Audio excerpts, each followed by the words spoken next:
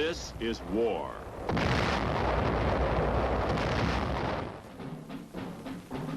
War and its masses. War and its men.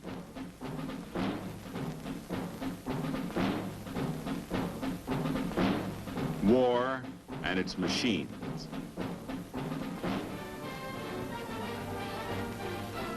Together they form the big picture.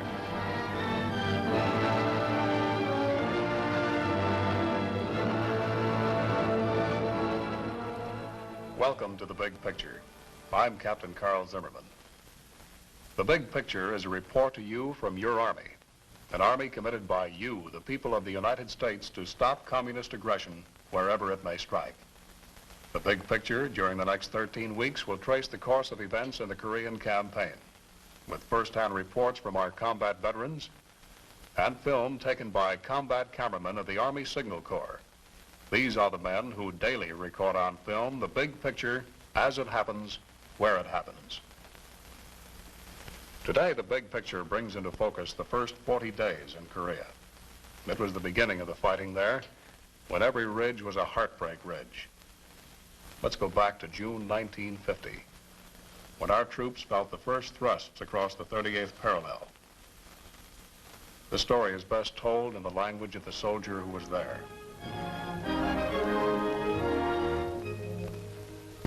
This story is hard to tell, painful, because our outfit was in training a few weeks ago.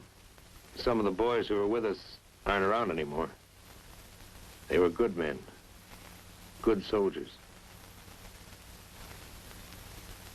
They had learned to fight, and they had the guts for fighting. But when it came, it was like a sock on the back of the head. Korea started rough. The first 40 days were a battle for time, with a handful of men against an army.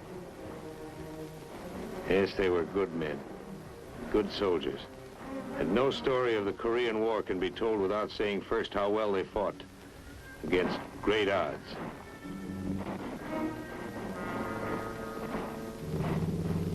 In the beginning, there were only a couple of companies from the 24th Division. No brass bands at the airport. A few days before, some of us had been in cities, spending leave time at Fuji, something like that. We weren't scared. We didn't know. We got stuff out of the planes. We moved out. Nobody said, this is it. Nobody said you have arrived in Korea to beat back 5 North Korean communist divisions. Somebody did say, we're here to delay the Reds. Okay, let's go. About 10% of us were veterans. A few roads looked like France, somewhere between Paris and Metz.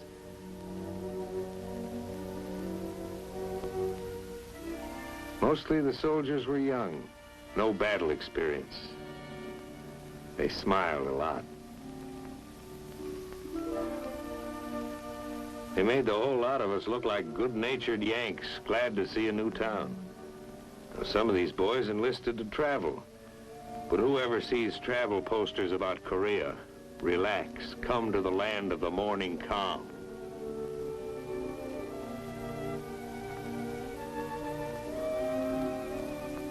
At first, the towns looked like any towns in this part of the world. And the South Korean troops like any soldiers. You know, they worry about the same things and get tired. I mean, tired. We all wanted to ask, what was it like up there? What kind of fighting, terrain, tactics, guns? But as far as we were concerned, those Koreans couldn't talk. We were in a completely foreign country with no time to get acquainted.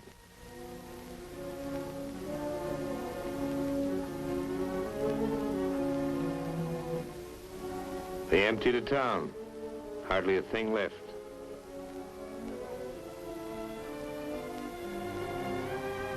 You couldn't buy anything, even if you had the time, which we didn't have. There are two ways of getting to know the terrain: walking over it and feeling how it was underneath. Underneath it was caked and sticky. The tools of a soldier's trade: a shovel and a gun.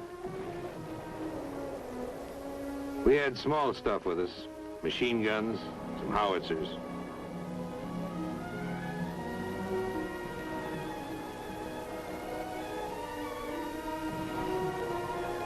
It was hard to believe. 1, 2, 3, we were smack in the middle of a war. Guns ready, aimed north, against an enemy that would look exactly like our friends, the South Koreans. These troops had seen action. They didn't have to speak. Their clothes spoke. Their shoes spoke. Their eyes spoke. We got set. Like I said, when it came, it was fast and it was all around us. They threw everything at us. We answered. We went ahead. It was like D-Day, with no warning. Those kids, they became veterans overnight. Tough, hard, nervy. They moved as if they'd been with us all through Germany. There were too many North Koreans with too much heavy equipment, especially tanks. What can men with guts do against tanks? A bazooka was some defense, but there were too many tanks and too few bazookas. Day after day, it was pull back and fight again. There were too many of them. You wouldn't know where they'd come from. The rice paddies would lie quiet. We'd hide in the shadows, trying to look like a hut or a cornfield or a rice paddy. Concealment was one of our weapons. There were too many of them. The boys pulled back, tired as dogs. Because whenever they'd meet the Reds head on, the Reds had enough men to fight us on the front and on our flanks, too. We knew it, and it was hard to face. We were hurting.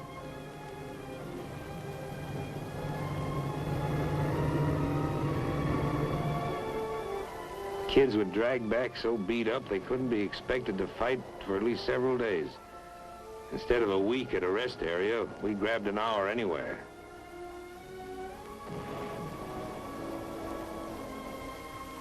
Took a shower. Sat down. Lay down. Seemed like the greatest pleasure in life was to give the feet a chance to breathe. We fell back to new positions. If you looked around at some of the foxholes, you could see a deep respect for those red mortars. Very deep. We were short on men. South Koreans carried our ammo. But we didn't know what some of the others were carrying.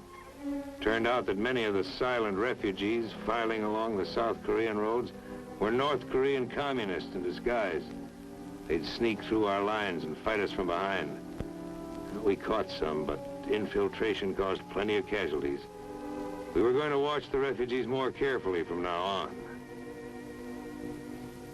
This was a big police job in Korea, the biggest.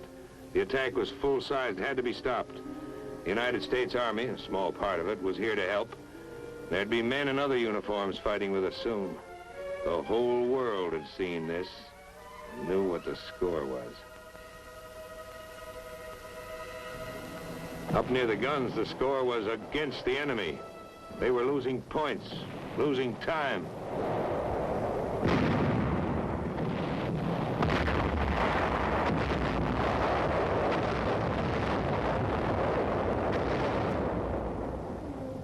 There were tough decisions, but we had leaders who could make them. General Walker and General Dean. Yes, our outfits were winning. They were holding back the enemy until help could arrive. We didn't feel it yet, but reinforcements were on the way. It takes time to pour a defense program into a small country with almost nothing. Not all the stuff can get there overnight. even in an age when we're used to things traveling 400 or 500 miles an hour.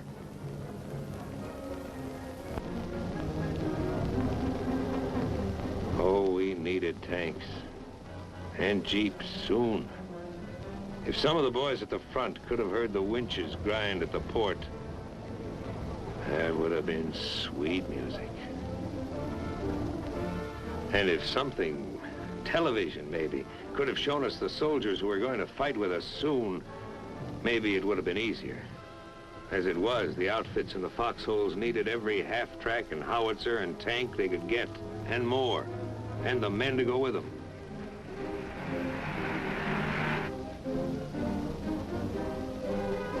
Yes, our mission in the lines was delay. Delay the Red Drive in Korea. Delay it so we could get jeeps. Delay it so we could get weapons carriers and weapons and more ammo. Get it to us, men and equipment, wet or dry.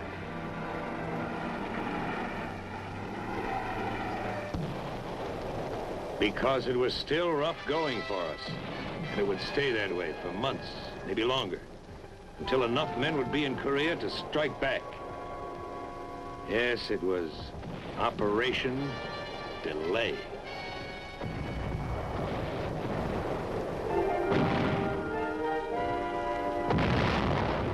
Ammo was precious. One field artillery battalion against 40 tanks. We'd hold them off for a few hours in a blasting frontal attack. The Reds would envelop us on both flanks. Always trouble up ahead and trouble on the sides.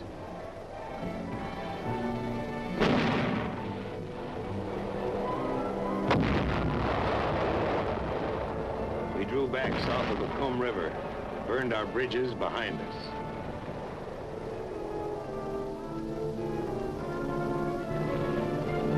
People in big cities like Pittsburgh are bothered by smoke. Now, this smoke was black, but it didn't bother us a bit.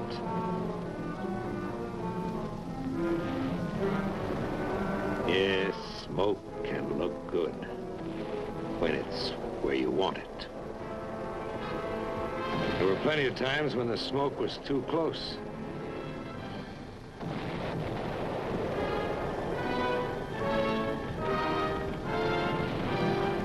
Got in your eyes, so you couldn't see anything. You can take a lot, but when your buddies get hit, it hits you inside. Nobody says much, just so-and-so got it. Or so-and-so has been evacuated, he'll be okay. Or so-and-so's been evacuated. Back of us, units from the 25th Infantry Division and the 1st Cavalry Division were unloading now, with baggage.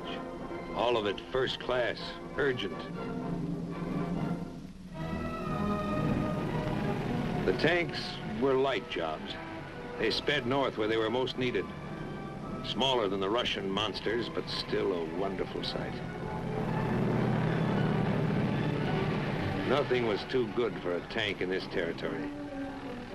The boys treated them like babies. They went over them from top to bottom, called them pet names. They cleaned them up better than for inspection. That's cleaning. Their tanks had heavier armor. In a duel, that was their advantage. But our advantage was some fine sharpshooters.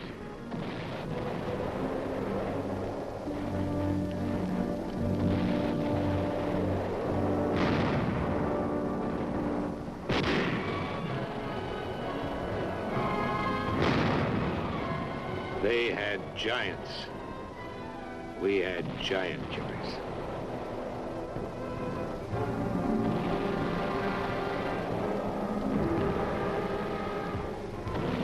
Tejan was the worst. Ask anyone where he felt it the worst, and maybe you'll hear a few other names, because it was bad all over. But most guys will say Tejan.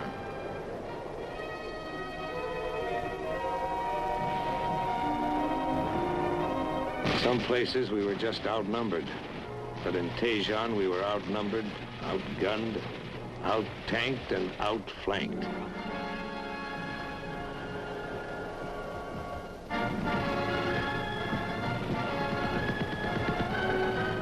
We pushed out, trying to poke a hole in their lines.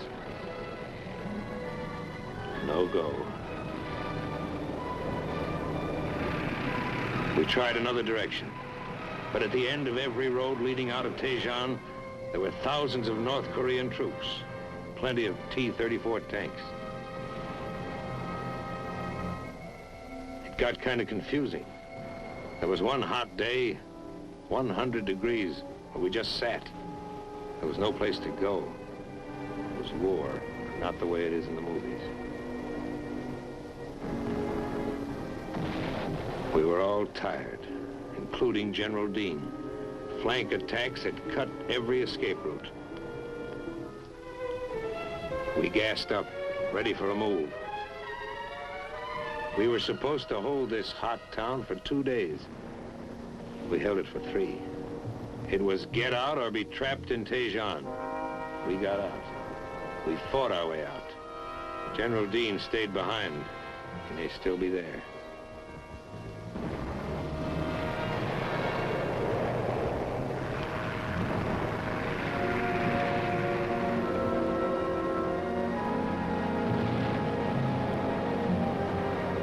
It was a bad road out of Daejeon. Some guys didn't make it.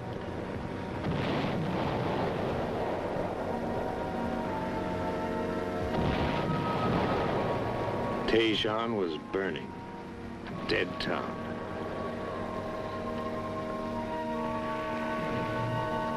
The men who got out were heroes.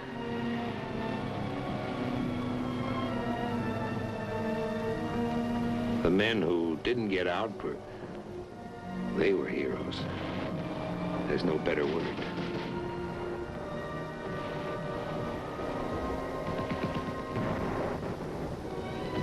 By this time, the new outfits were in the lines.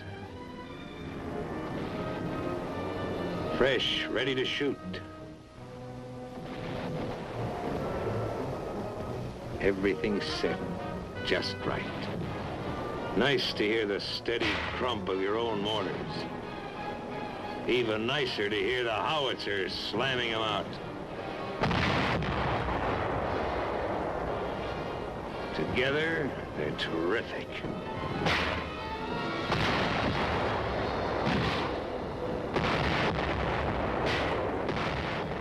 Our morale went up 5,000%. We had some pressure now. We turned it on and forced a victory.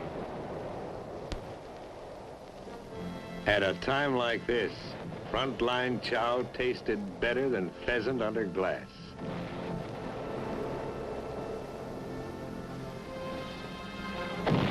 The rally was short. One outfit might do okay for a day, but on that same day, 5 other sections of the front line would be feeling the enemy's hard blows, the envelopments, the infiltrations. Some of our strongest attacks were by patrols, small groups battered by the enemy, beaten by the mountains, falling down tired.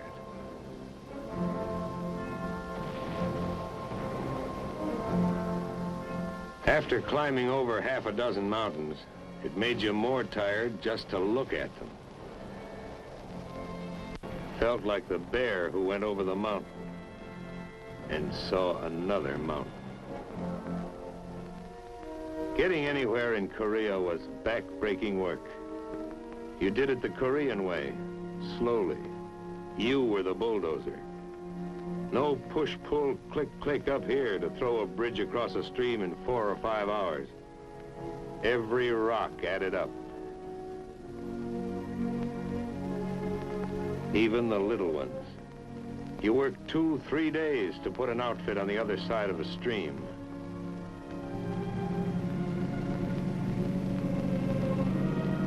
The rainy season and the Korean superhighways didn't help us get around. Wherever we went, we built our way. It was no good having any drag with the engineers. They had their own troubles. You were the engineers.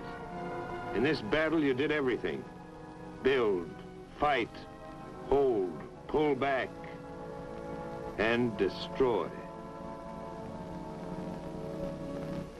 Whenever we were about to leave a place, we planted it carefully. TNT. Planted it not deep, just deep enough so it would come up the way we wanted it to. The better you plant it, the better it comes up. A second story job. This kind of gardening went on quite frequently. Very relaxing work. We were going to stall them up and down the whole front. And someday there'd be a turnabout that would pay those North Koreans off for what we'd been taking. And then we might have to put back all these bridges. We slowed them, but we couldn't stop them. Fighting is fighting, always rough. But it's rougher when you're forced to pull back. We gave them ground, they gave us time. We used every barrier, every river to make a stand. It was the best way of saving men.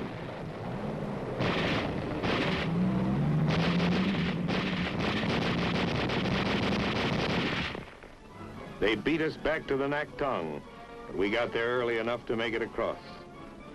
The Naktong was a pretty useful river. No king ever had a moat around his castle so wide and protecting. It felt like a new division was in the lines.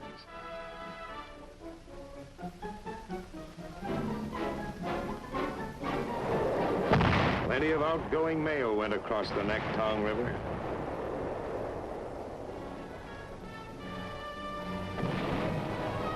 If you've seen combat, you know what it is to have a line, a place to fight from.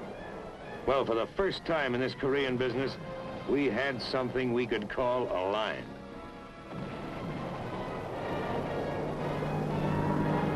All during the fighting, we had air power. If they had had it, we might have been through. Air power did plenty of damage to everything the enemy had and wanted to bring up. Those guys flew so low, they should have had bayonets on their propellers.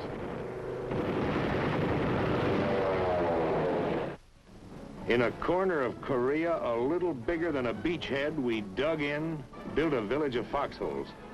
Only here you couldn't dig too deep on account of the rocks. On this beachhead, a lot of the boys who flew in at the beginning were still around, still smiling. There's waiting in every war. Time to find out where you were, how you were doing. We faced the enemy. We faced ourselves. Our enemies were fanatics. We were believers in one faith, that men can live together peacefully, thinking, feeling, worshiping, each in his own way.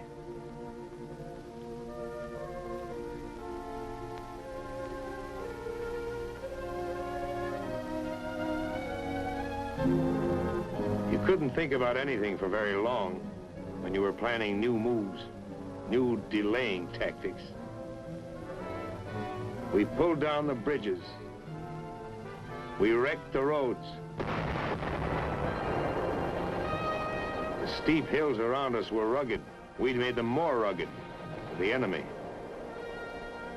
Beyond our foxholes, we unwound some vines of our own with thorns. And beyond the tight ring of our perimeter, the enemy closed in, pushing us hard, threatening the death blow that would throw us back into the sea. How long could we hold? How long? The battle hung in the balance. And then swung to us. A great force reached Korea in a new strategy that gave the North Korean army a battle from three sides at once.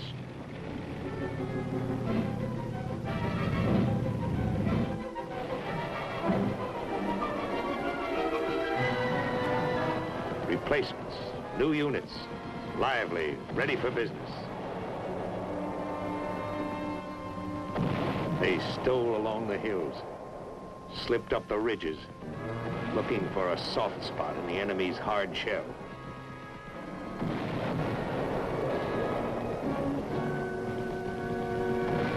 We gave it to them steady, all up and down the line, all at once. The air dusty, smoky. This was what we used to get when we first hit Korea. Victory never comes easily. You have to be in a fight to see how tough it is.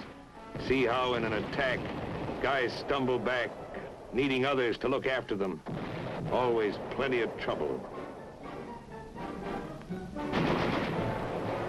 It takes men and machines to knock out a strong enemy. And as you go forward, you can expect to lose some of those who start out with you. Yes, some went back, their feet heavy, their steps slow. Kids who became men, men whose hollow-faced look showed that they'd been in the lines too long.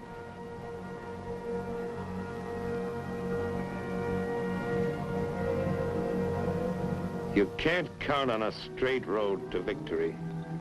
Sometimes it winds, goes down, goes up. Sometimes you're forced to detour. You could pick out the new troops. They walk different. Another outfit. But once over, they were like the fellas in our outfit when we landed. The same smiling Yanks, making the best of everything. And a little better than that.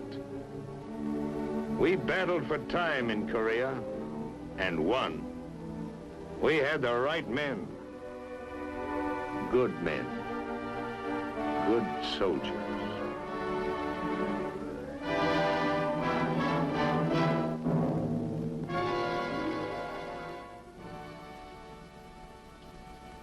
Those were the first 40 days in Korea. We took our losses, regrouped, and gained new strength in the Pusan perimeter. We held that ground despite many determined efforts to throw us back into the sea. Those North Koreans were yet to feel the strength of the 8th Army, an army that proved to be the greatest the world has yet seen. Next week, the big picture will show the turning of the tide. You'll see the fight to hold on to that Pusan perimeter. You'll see how our troops received air support from our carriers, the invasion of Walmy, and the march on Seoul. And you'll hear another report from a combat veteran who saw, as it happened, a part of the big picture. This is Captain Carl Zimmerman, inviting you to be with us then.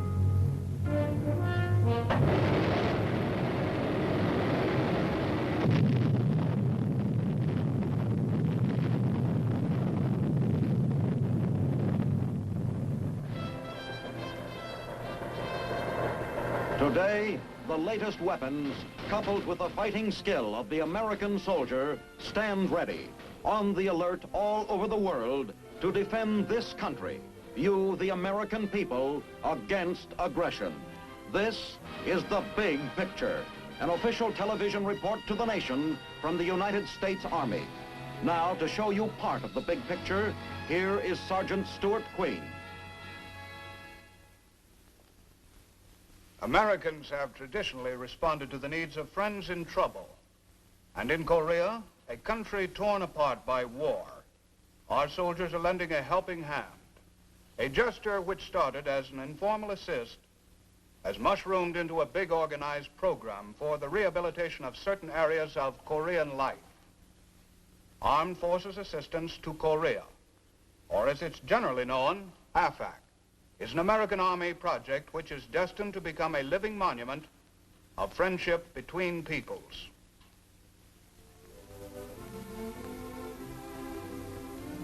Just about everybody saw it in the newsreels. General Mark Clark signed for the UN forces, and the war in Korea came to a halt. The shooting war, that is, because there was still a big fight going on, a struggle for survival for most of Korea.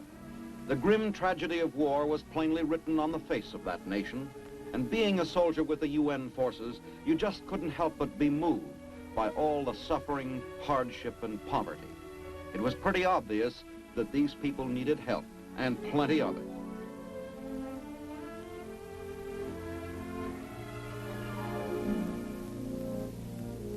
Koreans still lived by the ancient methods, too poor to take advantage of the great technical achievements of modern man. Food grown by hand, harvested by hand, carried to market on a human back. A Korean marketplace is something to see if you've grown up in an American city. Health regulations, just a phrase. But under the extreme circumstances, almost understandable. My outfit is the 51st Signal Battalion. I'm the chaplain. That's me in the marketplace now. I'm proud to say that the men in our outfit just didn't walk away from an unpleasant situation, even before the Army took official notice of what we were doing and started up this AFAC program. The men would periodically chip in to get food and supplies for needy projects in our area. Then I'd roam the market at Seoul, get the most for our money, and get on the way to deliver it. First stop on my rounds is the Dobang Orphanage. It's located in Uijeonggu. These children are among hundreds of thousands who have been made homeless by the fighting. They're now given shelter in what was once the residence of the royal family of Korea.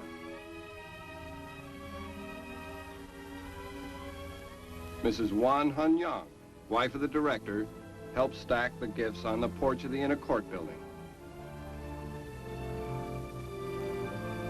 No formalities here, no diplomatic procedures, just goodwill generated between American soldiers and a bunch of Korean kids. Our outfit also contributes to a school run by an American religious order. Among the presents I've brought for these kids are erasers. We've tied them to a string for safekeeping. These kids are just like kids all over the world, natural entertainers. Whenever they're happy, they play. And it's a real field day for a camera enthusiast like myself.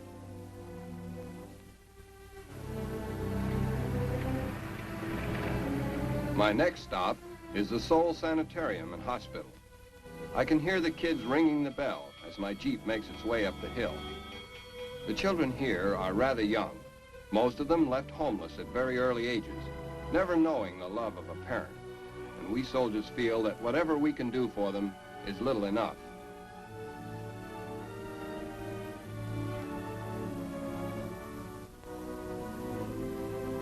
At the hospital, I'm met by an old friend, Mrs. Grace Kim On.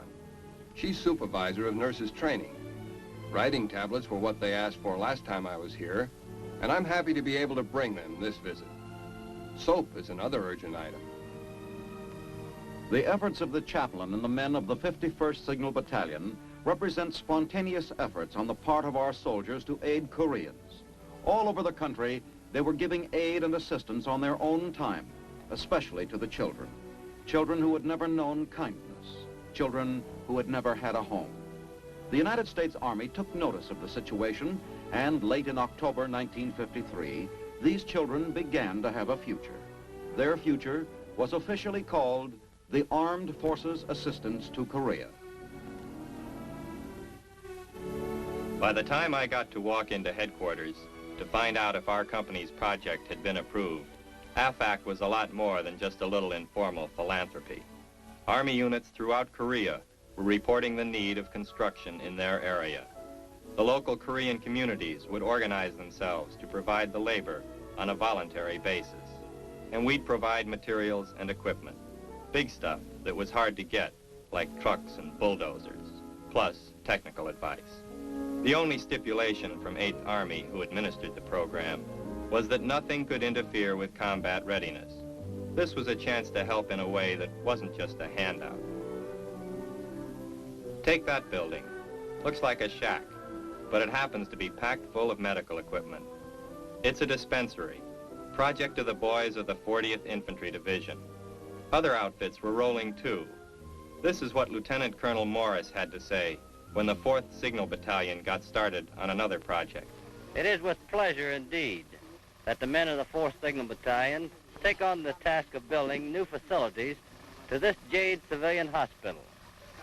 Not too long ago, the 4th Signal Battalion built this hospital so that the Korean citizens of this locality could be given proper medical attention. We are proud that we have been able to help. We are again happy to assist the Korean people once more by adding a new operating room and new wards. This project calls for much material, which is being furnished by the United States government.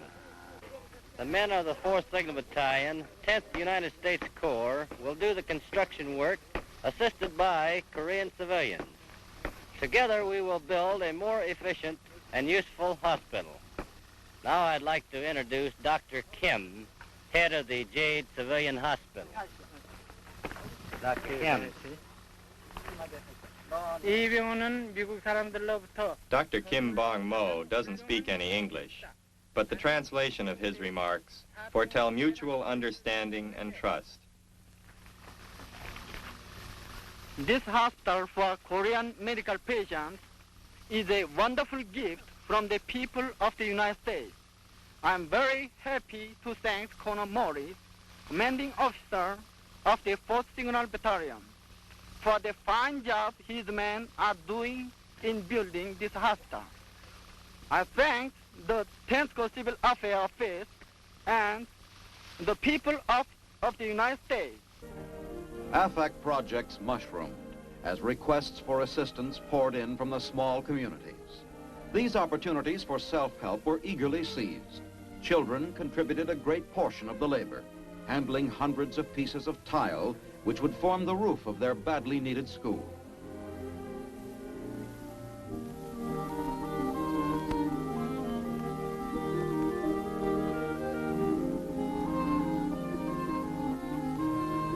This primary school at Chonhyun was a good example of the combined operation.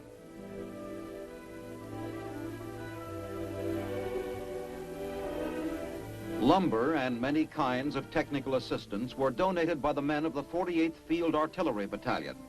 It was the same wherever you looked. Buildings going up all over the place. With the expansion of the program, soldiers were able to devote more time to aiding their projects as 8th Army allowed them to devote some duty hours to AFAC.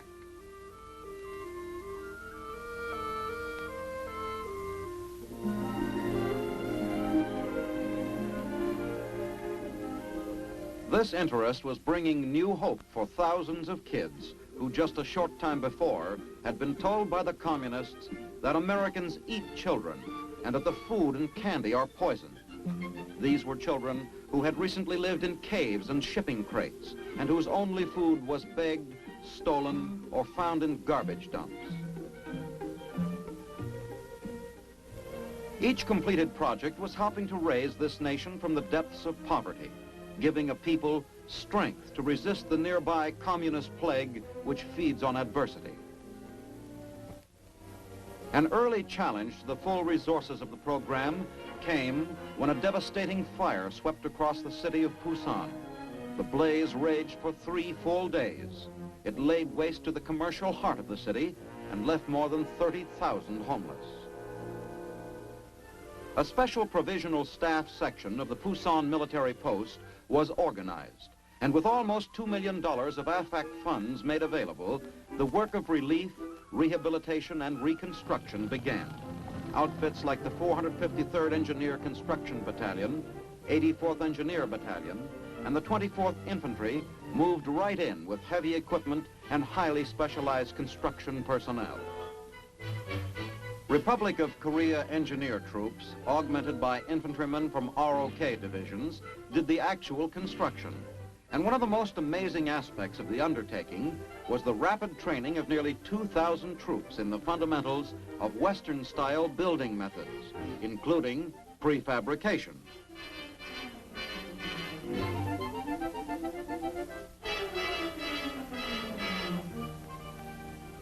At ceremonies which marked the completion of this AFAC-sponsored housing project, there was the same enthusiastic display of spirit that the troops demonstrated throughout the days of adversity.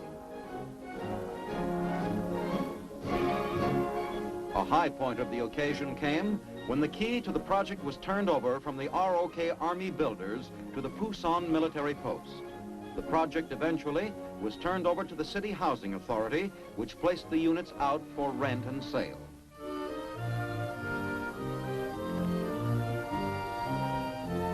A monument was unveiled. It commemorated the combined efforts of the American and Korean soldiers which produced these desperately needed homes. Then came the big moment, when the ribbon was cut to officially open the 111-house project. But that still wasn't the end of AFAC participation. Victims of the Pusan catastrophe, who were completely wiped out, got a new start in the form of a kit which contained utensils for cooking and eating. Vitally needed equipment from AFAC funds to people who would have to wait and save for months or years before they might again collect the basic implements of daily living.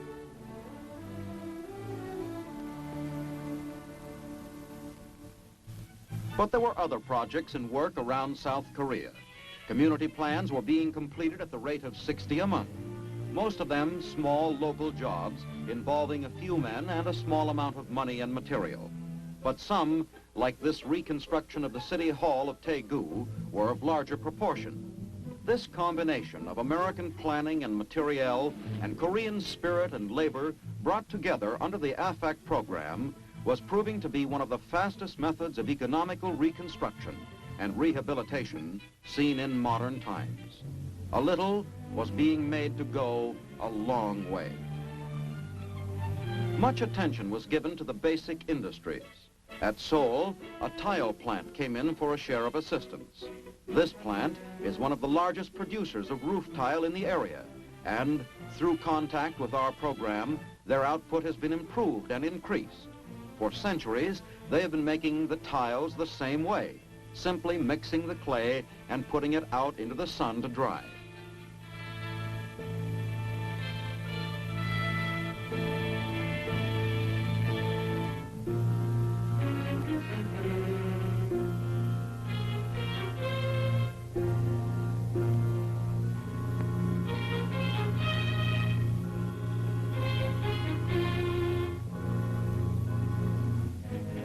A suggestion by a member of an AFAC technical team resulted in a change of technique.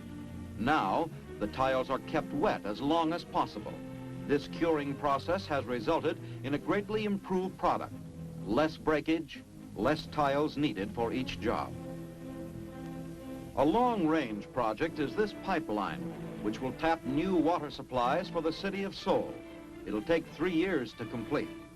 The development of hydroelectric power and land reclamation have high priority in the program. AFAC funds and equipment help restore one of the major sources of water and power on the peninsula. The Hack Dam, one of the largest in the Chorwon Valley. Its 34 gates control the water supply for 2,000 acres of rice paddies. Men of the 194th Engineers received certificates of appreciation from Agriculture Minister Yang Song-pyong. But a project of more immediate concern: reconstruction of a bridge which carries traffic in and out of the Korean capital.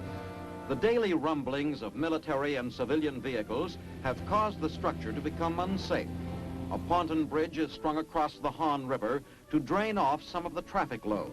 The M4 span is completed in 4 days, making speedy repairs possible.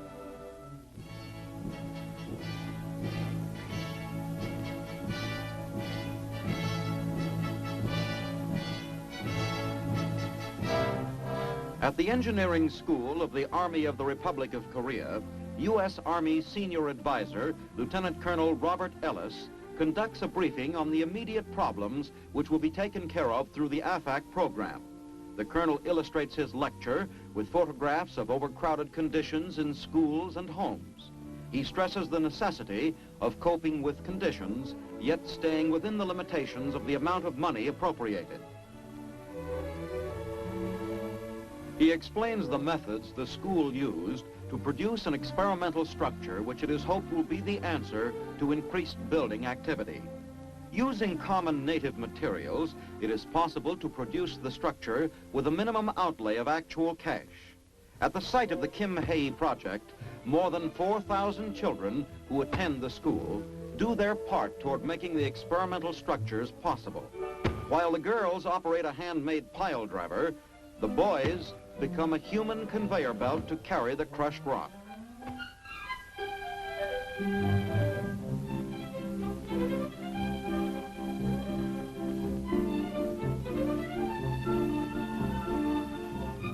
Old dilapidated shacks will soon be vacated because of joint efforts on the part of the American Army and a small Korean community.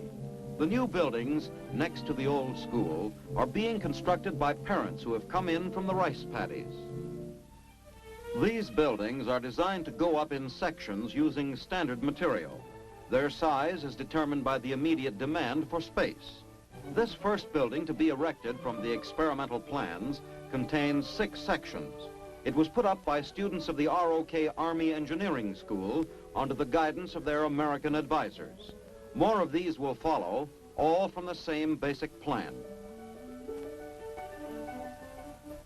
Resettlement is another facet of the AFAC program, a very important one. The bombs destroyed thousands of homes, and many Korean families are being helped to start afresh, this time as pioneers, moving to undeveloped land and creating a home of their own on their own frontier.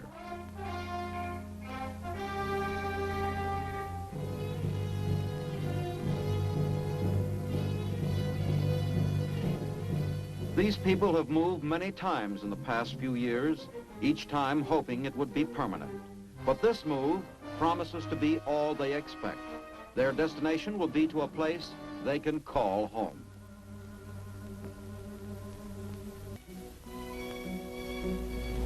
These families are the first to be settled north of the 38th parallel since 1951. As initially planned, 89,000 individuals were to be resettled on 42,000 acres of land. Most of them are farmers and agricultural workers. The plan is that they'll elect a town mayor who will organize a community, but they'll share the responsibilities of self-government while working the land to which they have recently acquired title. General Choi, commander of the 5th ROK Corps, talks to the heads of the families and answers their questions. Units of his corps will be responsible for the actual building and construction once the foundations have been put in by American heavy equipment.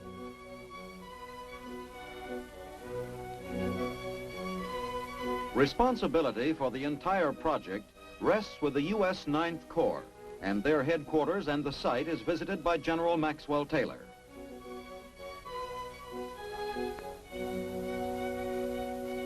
The 8th Army commander gets a first-hand look and briefing concerning the progress.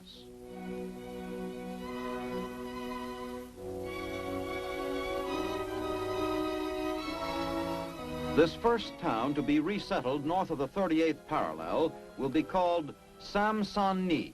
It will serve as a model for those to be built in the future. The blueprints incorporate most modern features of town planning, including separate structures for school, town hall, and dispensary. A complete community germinated and produced through the Armed Forces Assistance Program.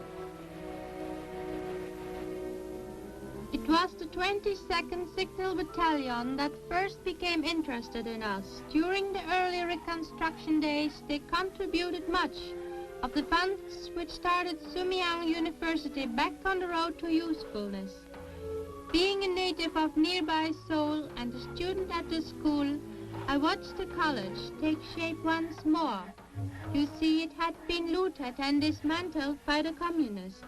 In America, you have so many universities. Here you can count our colleges on one hand. That's why the last days of reconstructions were so exciting. We were going back to school again.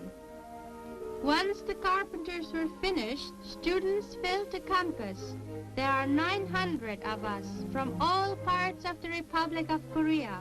We are a private school, self-governing and subject only to the certain laws recognized by all educational institutions in our country. From time to time, we get to hear guest speakers from other parts of the world, and today the entire student body listens to the Reverend Edward L. Junkin of the Presbyterian Mission in Seoul. With his talk in English, and we hear a translation. Most of us know quite a bit of the English language. We've heard it spoken so much these last few years. There are 20 classrooms and lecture halls in these buildings, most of them concerned with the domestic sciences. Cooking, for instance. You can see, however, that we do not expect our experiments in the kitchen to be wasted. The subject in this class is donuts. We are very careful about making them digestible, as Korea does not yet have many interesting foods, other than those necessary to sustain life. Much of the flour, fat, and sugar we need comes from our American friends. Music has always been an important subject for any Korean young lady. The subject in this class is choral singing, and our professor of music is Miss Kim Sunai. Music comes very naturally, appeals to our hearts.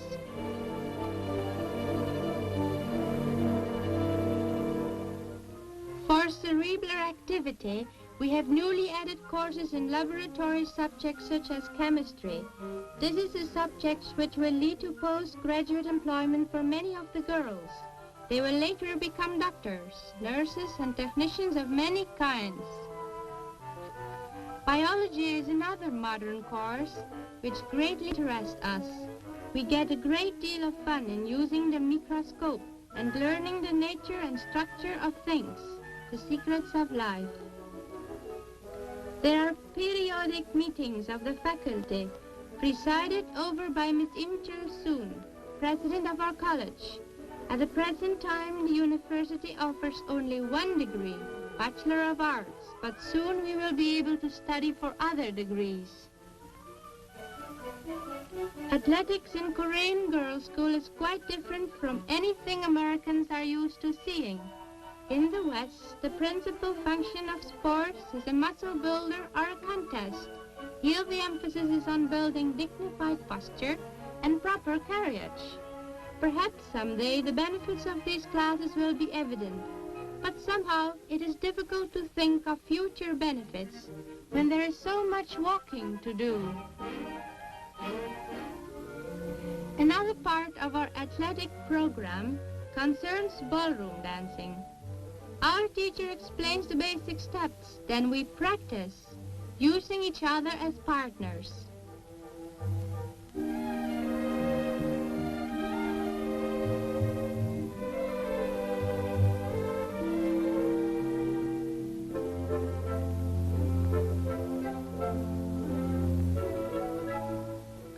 A lot of our leisure time is spent reading. We have a library, not a very big one. Since the communists were here, they took most of the books. These volumes are the keys to travel, imaginary voyages around the world.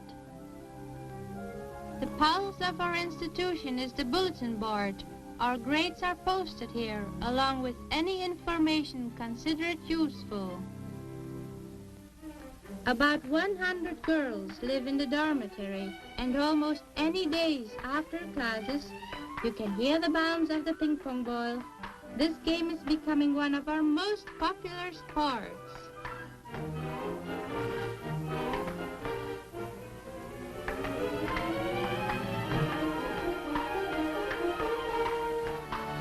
For those of us who have returned to our rebuilt school buildings, it is wonderful that after the uncertainty of the war years, we have made our final move. Now we can get down to the serious purpose of preparing for the future without fear. We are so happy that in the immense problems of rehabilitation for Korea, the happiness of a few young ladies was considered important by the AFAC program.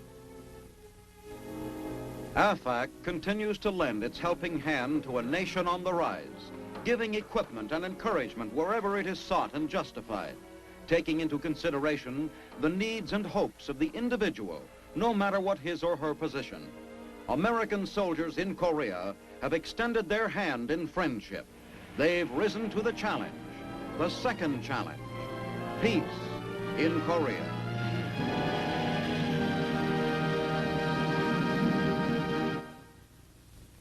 We have seen how the Armed Forces Assistance Program to Korea has become an important factor in the rebuilding of that country. How a helping hand, rather than a handout, is being used to stretch resources and increase productivity. Through AFAC, American soldiers are once again demonstrating how willingness and cooperation can overcome obstacles in helping a country make a comeback.